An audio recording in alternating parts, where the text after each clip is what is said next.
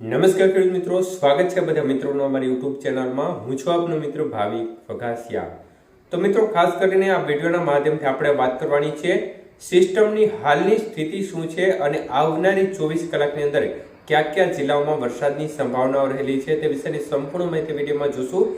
તો જે પણ મિત્રો નવા છે તે ચેનલને સબસ્ક્રાઇબ કરી લેજો। તો મિત્રો, ખાસ કરીને ડિપ્રેશન સિસ્ટમ અરબી સમુદ્રમાં ગઈકાલે હતી તે હવે ધીમી ગતિએ ઉત્તર દિશા તરફ આગળ વધી રહી છે, ગુજરાત તરફ આગળ વધી રહી છે। ત્યારે મિત્રો, ખાસ કરીને બંગાળની ખાડીમાં પણ જે સિસ્ટમ હતી તે મજબૂત થઈ અને ડિપ્રેશન લેવલ સુધી ગઈ છે અને આ સિસ્ટમ છે તે વધુ મજબૂત થઈ અને ડીપ ડિપ્રેશન સુધી જવાની શક્યતાઓ દેખાઈ રહી છે। તો ગઈકાલે સૌરાષ્ટ્રના ભાગો છે, દક્ષિણ ગુજરાતના ભાગો છે, તેમાં છૂટો છવાયો વરસાદી માહોલ જોવા મળ્યો હતો। દક્ષિણ ગુજરાતમાં ધરમપુર આજુબાજુ, તો સૌરાષ્ટ્રમાં ખાસ કરીને ગોંડલ અને ખાસ કરીને દ્વારકાના અમુક ગ્રામ્ય વિસ્તારો તેમજ જામનગરના અમુક ગ્રામ્ય વિસ્તારમાં વરસાદી માહોલ જોવા મળ્યો હતો। ત્યારે મિત્રો, ખાસ કરીને આજે પણ ઊંઝા આજુબાજુ વરસાદી માહોલ જોવા મળી રહ્યો છે, વરસાદ પણ જોવા મળી રહ્યો છે। ત્યારે આવનારી 24 કલાકની અંદર સૌરાષ્ટ્ર અને દક્ષિણ ગુજરાતના ભાગોમાં વરસાદની શક્યતાઓ વધુ દેખાઈ છે। મુખ્યત્વે આજે બપોર બાદથી વરસાદની ગતિવિધિ છે તેમાં ક્રમશઃ વધારો થવાની શક્યતાઓ દેખાઈ છે। દક્ષિણ ગુજરાતની ભાગોની વાત કરીએ તો બધા જિલ્લાઓમાં છૂટો છવાયો વરસાદી માહોલની સંભાવના રહે, જેમાં ભરૂચ, સુરત, વાપી, વલસાડ, દમણ, દાદરા નગર હવેલી, તાપી, નર્મદા, ડાંગ સહિતના ભાગો છે તેમાં વાદળછાયું વાતાવરણ મોટાભાગના વિસ્તારમાં અને આ જિલ્લાઓ છે તેમાં છૂટો છવાયો વરસાદી માહોલ જોવા મળશે।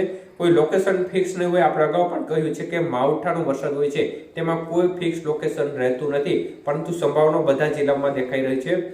સૌરાષ્ટ્રના ભાગોની વાત કરીએ તો સૌરાષ્ટ્રના ભાગોમાં વધુ શક્યતાઓ આવનારી 24 કલાકની અંદર જૂનાગઢ જિલ્લો છે, ગીર સોમનાથ, ભાવનગર, અમરેલી, રાજકોટ જિલ્લાના અમુક ભાગો, પોરબંદર જિલ્લાના ભાગો સુધી સંભાવનાઓ દેખાઈ રહી છે। આ ભાગોમાં છૂટો છવાયો વરસાદી માહોલ જોવા મળી શકે છે અને વાદળછાયું વાતાવરણ પણ અનેક વિસ્તારમાં આ ભાગોમાં બપોર બાદથી ક્રમશઃ જોવા મળશે।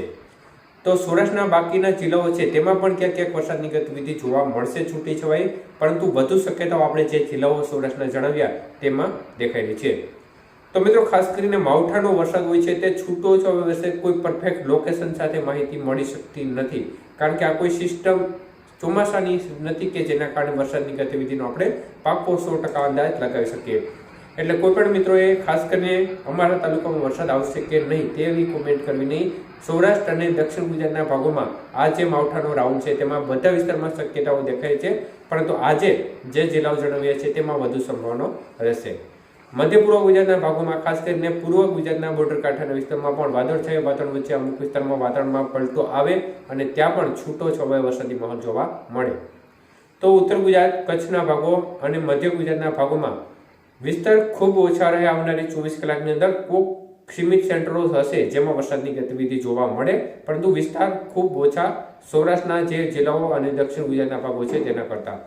તો એકંદરે આ પ્રકારની શક્યતાઓ આવનારી 24 કલાકની અંદર દેખાયેલી છે। સિસ્ટમ જેમ હવે ક્રમશઃ નજીક આવશે તેમ વરસાદની માત્રા અને વરસાદના વિસ્તારમાં ક્રમશઃ વધારો થવાની શક્યતાઓ દેખાયેલી છે। આપણે અગાઉ પણ કહ્યું તેમ સૌરાષ્ટ્રના કાંઠા વિસ્તારના તમામ જિલ્લા અને દક્ષિણ ગુજરાતના તમામ જિલ્લાઓમાં વરસાદનું જોખમ વધુ દેખાયેલું છે, એટલે આ ખેડૂત મિત્રો છે તે વધુ સાવચેતી રાખે, જેથી કરીને કોઈ પણ પ્રકારનું નુકસાન સહન કરવાનો વારો ખેડૂત મિત્રોને ન આવે।